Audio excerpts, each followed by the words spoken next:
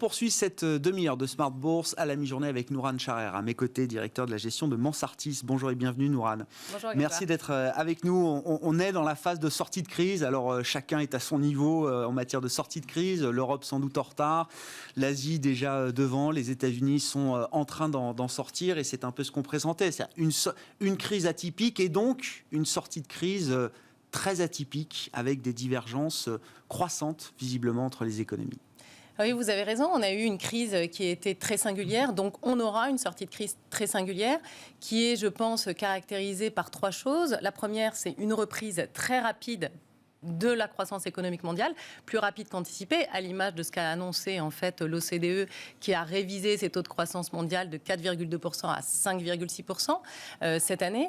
Le deuxième élément, c'est quand même une très forte hétérogénéité de la reprise. Effectivement, vous le disiez, la Chine est sortie en fait de la crise l'année dernière. Les États-Unis, ce sera cette année. Et en Europe, on retrouvera des niveaux de croissance 2019 en 2022. L'élément qui est important, c'est de comprendre comment on va sortir de cette crise. Et cette sortie de crise va devoir être suivie par les banques centrales de manière très fine, puisque les banques centrales ne pourront pas mener de politique monétaire restrictive tant qu'on ne sera pas assuré de la croissance autonome des pays et des États.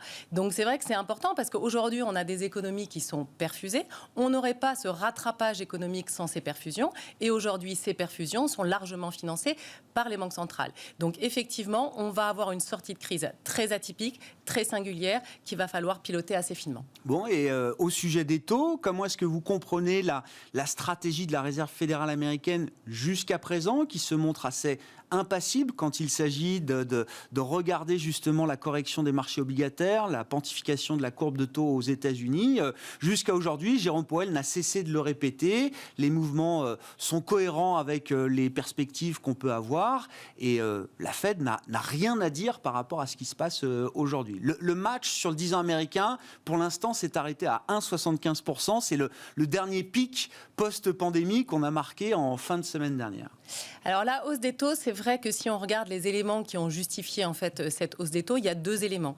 Il y a des éléments factuels. Donc on a, et je le disais, une reprise de la croissance économique aux États-Unis très forte. On va retrouver un niveau de croissance dès cette année aux États-Unis. Il est donc normal et cohérent de retrouver un niveau de taux en cohérence avec les niveaux de 2019. Donc on pourrait avoir effectivement une hausse des taux qui pourrait se prolonger jusqu'à 2%, mais on est plutôt dans un cycle de normalisation des taux liés et cohérents avec le rattrapage économique. Et ça, c'est le sens du discours, effectivement, des banquiers centraux, de Jérôme Powell, qui dit, attention, aujourd'hui, effectivement, on est dans un cycle de rattrapage économique, la croissance n'est pas complètement autonome, donc on maintient des politiques monétaires accommodantes pendant au moins 3 ans. Ça, c'est la première chose. Le deuxième élément qui explique finalement cette hausse des taux aux États-Unis, c'est un élément qui est lié aux anticipations d'inflation. Aujourd'hui, les anticipations d'inflation sont remontées à 2,5%. Qu'est-ce que ça veut dire ? Ça veut dire que les investisseurs anticipent une inflation structurellement élevée sur les 10 prochaines années. Alors pourquoi on a eu une hausse de ces anticipations d'inflation ? Il y a deux éléments qui expliquent cette hausse des anticipations d'inflation. Il y a la baisse tendancielle du taux de chômage et le plan de Biden. Quand on regarde la baisse tendancielle du taux de chômage, effectivement, on va avoir des bons indicateurs du côté des créations d'emplois et donc on va avoir un taux de chômage qui va baisser tendanciellement autour de 4,5%. Mais la relation historique entre le chômage et l'inflation n'est pas vérifiée. Quand on regarde ce qui s'est passé entre 2010 et 2019, on avait effectivement une baisse très forte du taux de chômage aux États-Unis qui ne s'est pas concrétisée par des tensions inflationnistes. On est tombé à 3,5% de taux de chômage au plus bas aux États-Unis, sous le mandat Trump. Oui, sans tension inflationniste. Et sans tension inflationniste. Qui était justifiée par des éléments structurels forts, tels que le vieillissement de la population, la digitalisation de l'économie. Ces tendances sont toujours là, voire ont été accélérées pendant la crise sanitaire. Donc ça, c'est la première chose. Quand on regarde le plan Biden, il ne faut pas oublier que c'est un plan de relance, mais qui est court terme, qui est temporaire et qui est lié à la crise sanitaire, avec plusieurs volets. Le premier volet, c'est effectivement améliorer en fait la demande des ménages les plus modestes affectés par la crise sanitaire.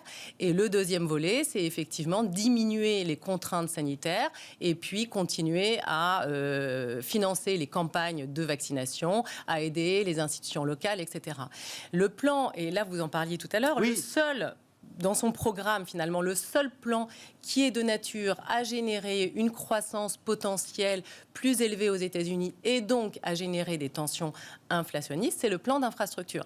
Mais vous le disiez tout à l'heure, ce plan d'infrastructure, tant dans son adoption que dans son application, n'est vraiment pas acquis. Donc attention, aujourd'hui, la hausse des taux, c'est plutôt lié à la normalisation de l'activité économique. Attention à ne pas extrapoler cette tendance sans finalement sous-jacent économique réel de long terme. Ouais, donc vous dites, 1,75 c'est une grosse étape, 2% c'est peut-être l'objectif, ce serait un niveau d'équilibre confortable, acceptable pour tout le monde, ce 2%. Hein. Tout à fait, on retournerait sur les niveaux de 2019 avec des niveaux de croissance qui sont équivalents à ceux de 2019. Comment vous regardez le cas d'investissement de l'Europe au passage, Nourane? Je disais en titre, voilà, la nouvelle vague, c'est l'expression qui est utilisée aujourd'hui par les dirigeants politiques pour parler de cette troisième vague de l'épidémie. En Allemagne, en Italie, en France, bien sûr. Est-ce que le cas d'investissement européen est structurellement pénalisé par les retards qu'on accumule sur le plan sanitaire, de la vaccination, sur le plan des politiques budgétaires également peut-être ? Mais quand on regarde, en fait, les tendances restent de toute façon les mêmes. C'est-à-dire qu'effectivement, on a, et ça c'est indéniable, une vraie différence dans l'accélération des campagnes de vaccination, que ce soit aux États-Unis, en Asie ou en Europe. Donc ça, c'est réel.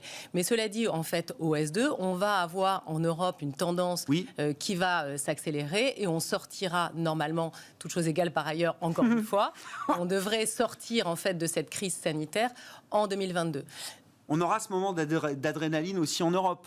On l'aura. Cette réouverture des économies avec tout ce que ça implique du côté de la demande, de la consommation. On va avoir alors, faut faire attention parce qu'on va avoir une réouverture qui va être beaucoup plus progressive dans les services qu'elle n'a été dans l'industrie. C'est vrai qu'on a vu très rapidement un rattrapage sur les indicateurs industriels dès lors qu'on a commencé à déconfiner. Ce rattrapage-là ne sera pas aussi rapide dans les services.